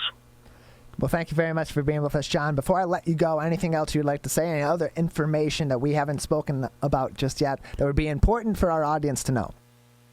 The one important thing right now, quite honestly, is what I said at the top. When we have some people in the office that are processing officials' registrations for the upcoming season, and so that's the thing that we want to really encourage right now is for people to take a look at being a high school referee. A lot of people do it because they want to give back to the games, and it's as easy as going online to MHSAA.com to register. Well, thank you very much for being with us today, John. We appreciate having you on. Okay, thanks for having me. Always a pleasure. John Johnson, the Director of Broadcast Properties at the Michigan High School Athletics Association, with us on the Oakland County Megacast. Interesting to hear from John as we learn what fall sports may look like in Michigan. All throughout the state at the high school level. Football may still be going on. Soccer may still be going on. It's possible it could look a little different. It already does have its own little restrictions in place based on the governor's current orders and the current safety measures that are in place throughout the state. But it may look even more different in the fall, and it seems as of now that the plan is for business as usual come the fall season, barring any different regulations that come from the state level. So social distancing obviously is going to be encouraged, and I think these individual schools are definitely going to be planning, and probably are already planning, to put those in place in terms of athletics and spectators in the fall. But the MHSAA, John Johnson said explicitly, there are no plans to move sports seasons. There's no plans as of now to cancel sports seasons. It's full steam ahead with regulations kept in mind, with safety precautions being kept in mind, and any further restrictions or regulations or outlaws of any kind, or outlawing of any kind of different activities will be dependent on the governor's orders going forward as the coronavirus pandemic continues to progress forward. So interesting to get all that information from John Johnson. It's very much still a situation of stay tuned. We'll learn more as time goes on in regards to what's going to happen come this fall with the Michigan High School Athletics Association and all of their fall sports. That includes sports like soccer and football and golf and cross country, among others, that may be affected by COVID-19 come the fall. I'm Tyler Keefe. We'll be rejoined by Dave Scott in just a few minutes, and after the break, we'll talk with Rachael Kohl, the director of the Workers' Rights Clinic at the University of Michigan Law School. You're watching and listening to the Oakland County Megacast on a family of TV and radio stations. We will return after this very short break. Coronavirus has put us to the test. Now it's time to put it to the test. We've greatly expanded testing in Michigan. So people who think they may have COVID-19 with symptoms like fever, cough, and shortness of breath can get tested. And those without symptoms who work in public can now get tested, as they could carry the virus. Start by calling your healthcare provider or contacting a testing site near you. Learn more at michigan.gov/coronavirus test. A message from the Michigan Department of Health and Human Services. We know that we're asking Americans to do a lot right now. So we're asking everyone to be selfless for others so that we can protect those who are most susceptible to this virus. A question I often get asked is, why should young people care about the spread of coronavirus? Well, we know that people with underlying medical conditions over the age of 60 are at highest risk, but they've got to get it from somebody. Social distancing is really physical separation of people. It's what we refer to when we ask people to stay at least 6 feet apart. Not going to bars, not going to restaurants, not going to theaters where there are a lot of people. It all just means physical separation so that you have a space between you and others who might actually be infected or infect you. We all have a role to play in preventing person-to-person spread of this disease, which can be deadly for vulnerable groups. For more information on how you can social distance, please go to coronavirus.gov.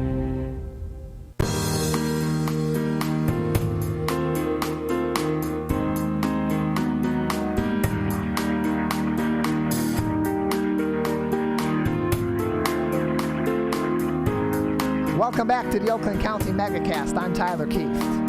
And I am Dave Scott. Good to be with you. I'm in our Troy offices. Tyler Keefe is in our Lakes FM studios. Thank you for tuning in to Lakes FM, 89.3 FM, 88.1 FM, The Biff, and 89.5 Avondale Community Radio. We are also on Birmingham Area Municipal Television, in West Bloomfield, Civic Center TV. We're on the West Bloomfield Township Fire Department Facebook page, and all over the internet. You can watch us at civiccentertv.com.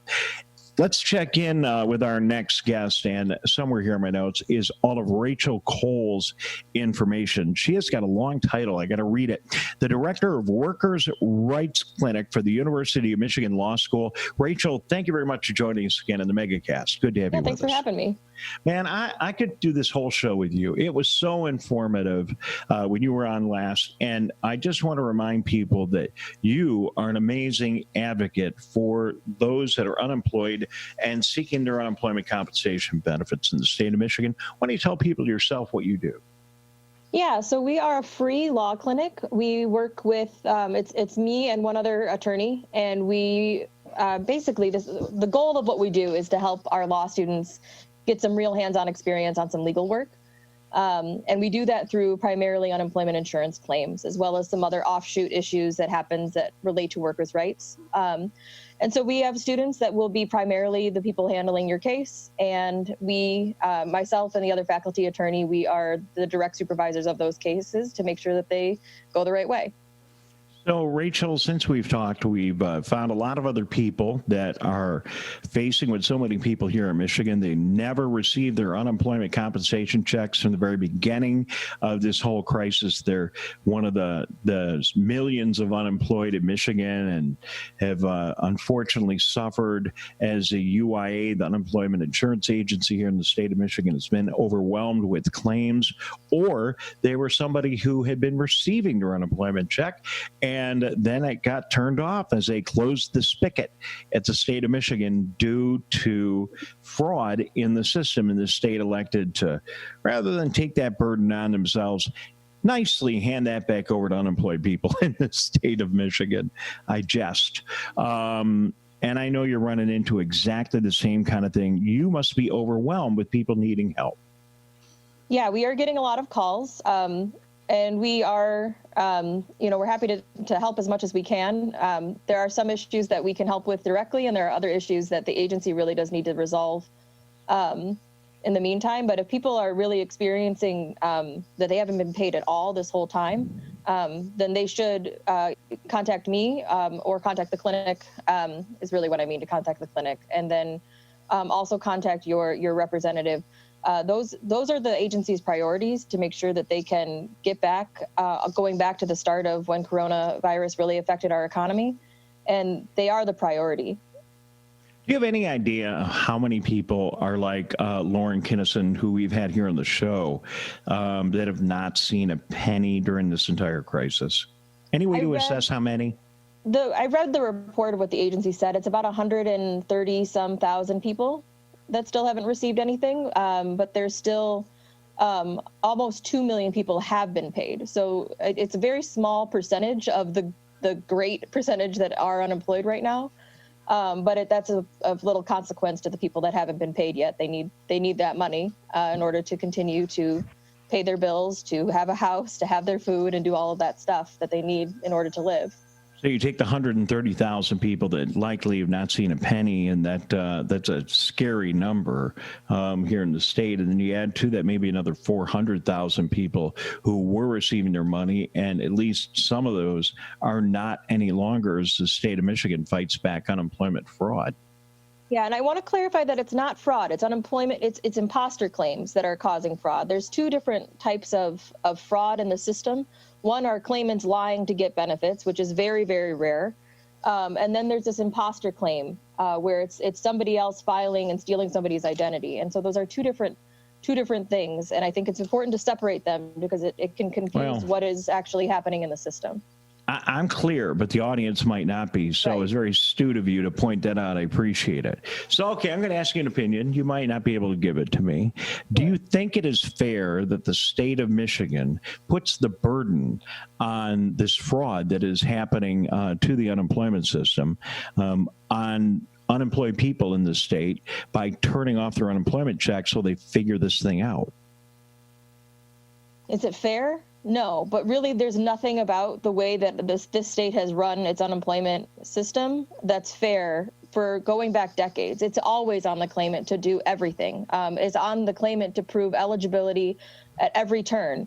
The MIDA system that the state has in place, that's the system that processes all these claims. That system was put in place in 2013, and it presumes that the claimant is ineligible at every possible turn. That's why there's all these flags. If you've seen a flag like additional claim required or non-monetary eligibility or stop payment indicator, those are all MIDAS flags. And it flags every possible issue that it can, and it requires a human to go in. Before it actually, humans didn't go in. It would just deny you. A computer would deny you and a human wouldn't look at it. But that didn't go well because it's overprogrammed to put these flags in. And now a human does review it, but when you have 2 million people that are applying all at once, a human having to go back and review each one of these claims is daunting. Instead, we should have a system that's programmed well that actually catches what it needs to catch rather than any possible issue that may or may not actually be an issue. Rachael Kohl, Director of Workers' Rights Clinic for the University of Michigan Law School, joining us here in the Megacast.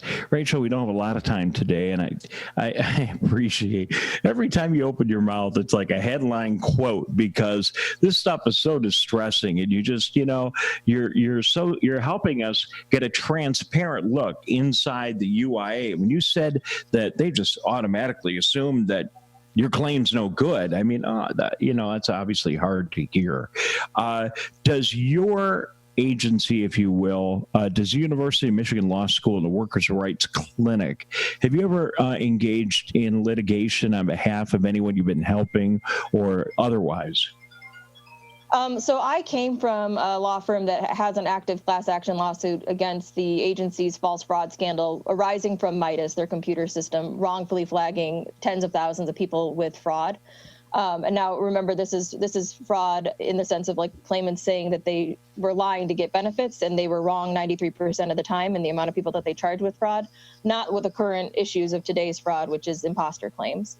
And so as far as the lawsuits that we file, we primarily help people on an individual capacity. So we have a lot of different cases that are throughout the administrative courts and as well as Michigan Circuit Courts, the Court of Appeals, and the Michigan Supreme Court as well. Rachel, you were kind enough to tell me when we got off the air last time that you know the director of the agency, of the UIA, and he actually came from your program. Is that correct? Is that how you do him? Yeah, so Steve Gray is a lifelong claimant advocate, and he spent his whole career working, and actually he founded the program that I now direct. He founded it as a nonprofit because he knows that there are exactly what you said, that the agency presumes essentially guilt, that you don't merit the claim that you're filing, and it's supposed to be a layman's system, and it's really not. It's not conducive for a layman, a regular person off the street to know what to do with these claims. So he founded the nonprofit, and then and he's fought for thousands of people on an individual capacity. So we have the right person at the UIA. Is it possible that the problem is too big even for Steve right now? Well, the problem is stemming from a lot more than just the 2 million people filing for claims right now. The problem is much bigger. It's not only the fact that there are 2 million people, but we have this computer system that we've never checked. We've never had a public review. We've never had other experts look in to make sure that it's flagging the right people. And we know that it was at least wrong with how many people it wrongly charged with fraud at a 93% error rate. I'd like to see some data about how well it's actually flagging people and how many times the agency has to overturn itself based on the MIDAS's flags that it does, like the non-monetary eligibility flag, the additional claim required flag. How many of those flags actually should be overturned? How many are overprogrammed? I see plenty on a day-to-day basis that I think were overprogrammed, but we don't have any data to show that. So Steve walked into a computer system that was designed in 2013 that was over-calibrated to deny benefits, and that is really forcing claimants to prove their eligibility at every turn. And also, Michigan is one of the most restrictive laws on unemployment out of the entire country. There's really only a few other states that are more restrictive than Michigan, but Michigan is legitimately one of the most restrictive states on who they actually give unemployment benefits to. All right, well, that's...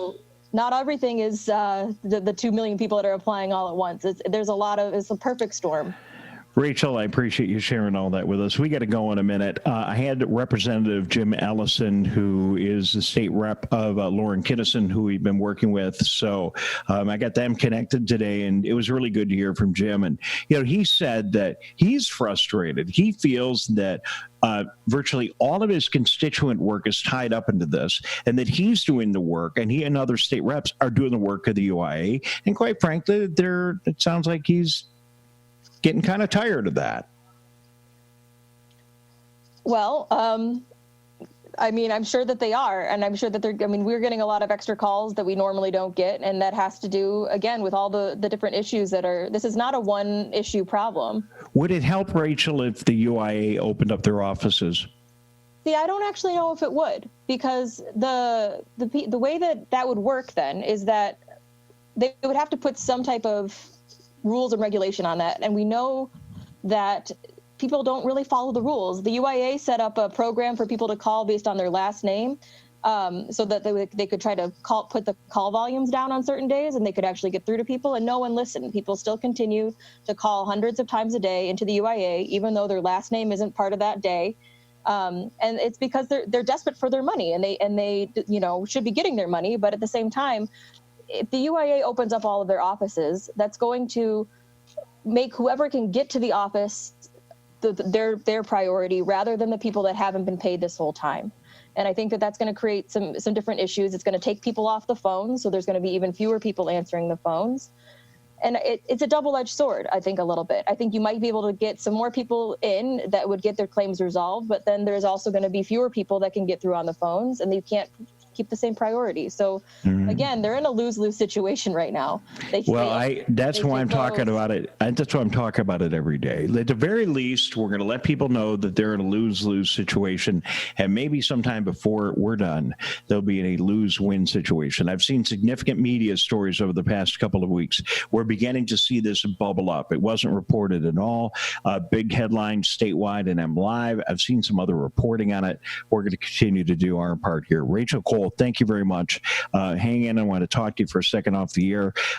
She is the Workers' Rights Director for the Workers' Rights Clinic at the University of Michigan Law School, and the best darn expert I can find anywhere on the UIA. Thank you for being with us, Rachel. Thank you for having me. All right, we'll be back in a minute. This is the Megacast. Michigan, we still need to stay careful because we don't want to go backwards. Back to where we started. So keep standing 6 feet apart. Keep wearing a mask in public. And if you have symptoms, talk to a healthcare provider about getting tested. To move forward, let's all do our part. So stay careful. Michigan.gov/coronavirus. Hello, I'm Dr. Faust, Medical Director for the Oakland County Health Division. Coronavirus disease 2019, or COVID-19, is a new disease caused by a new respiratory virus named SARS-CoV-2. COVID-19 was first identified in December 2019. There is currently no vaccine to prevent coronavirus disease 2019. The best way to prevent illness is to avoid being exposed to this virus. Wash your hands often with soap and water for at least 20 seconds, especially after going to the bathroom, before eating, and after blowing your nose, coughing, or sneezing. Clean and disinfect frequently touched objects and surfaces using a regular household cleaning spray or wipe. Avoid close contact with people who are sick, and avoid touching your eyes, your nose, your mouth. Cover your cough or sneeze with a tissue, then throw the tissue in the trash. Finally, stay home when you're sick. For more information about coronavirus disease 2019, go to oakgov.com/health or call 1-800-848-5533.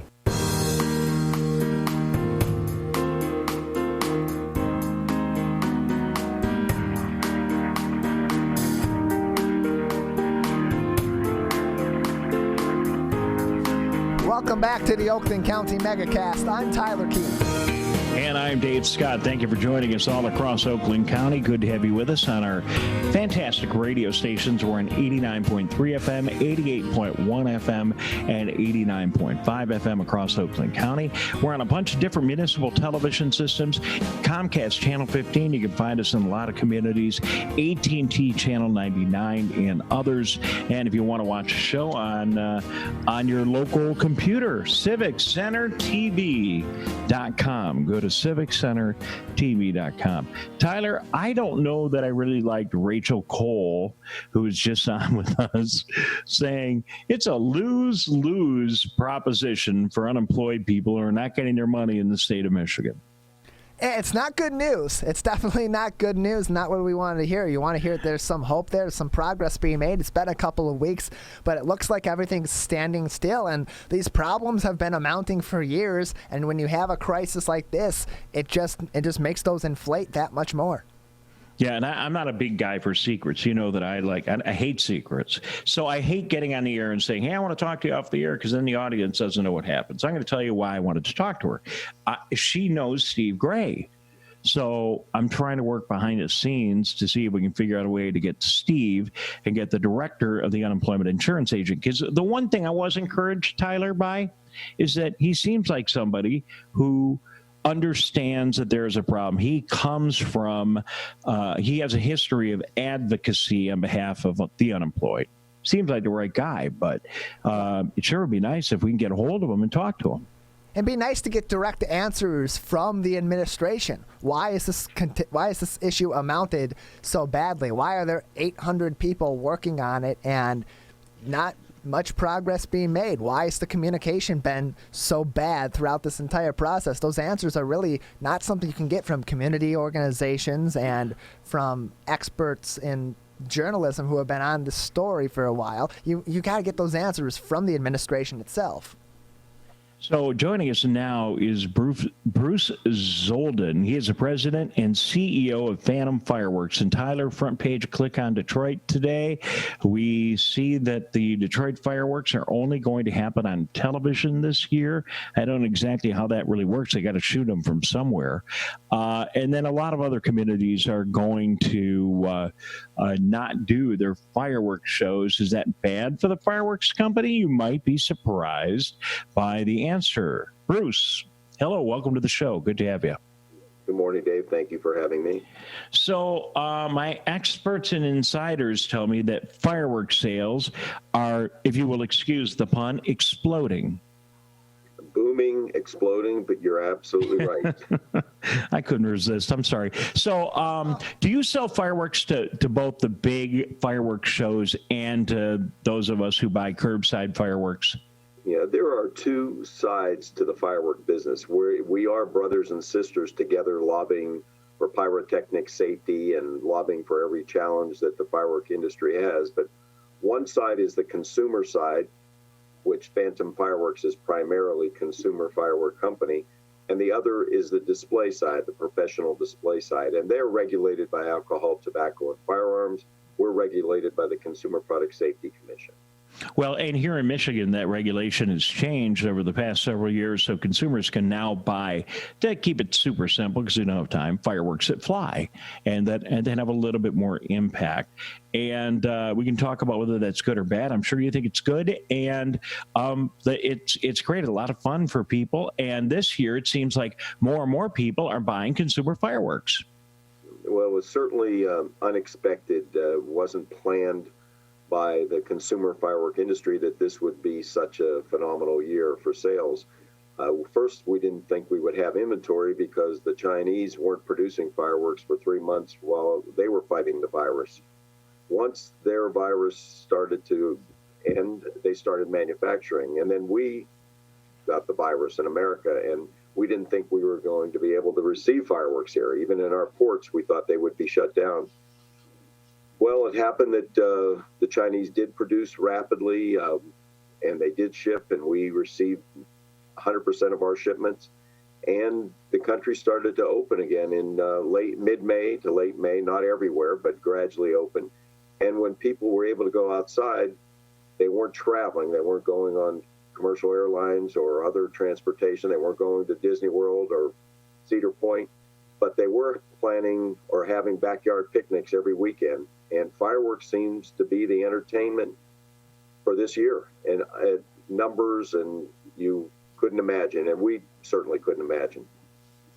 So people are if they can't go to downtown Detroit, they can't go to their community, they might put on their own smaller fireworks show at home. And in the interim, even before the 4th of July, it's just a way that people can entertain themselves at home. How much have fireworks sales gone up during this crisis?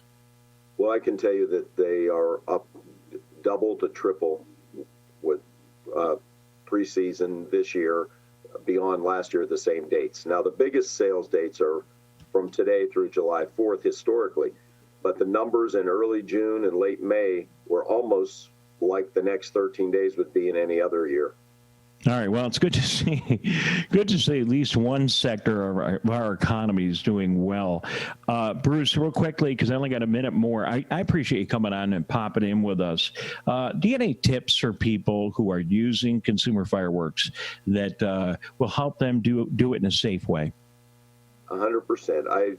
First of all, an important statistic: 50% of our customers during the last 4 weeks are brand new.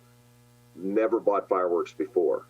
And certainly we want to make sure that they have a safe 4th of July holiday, and there should always be a water source nearby.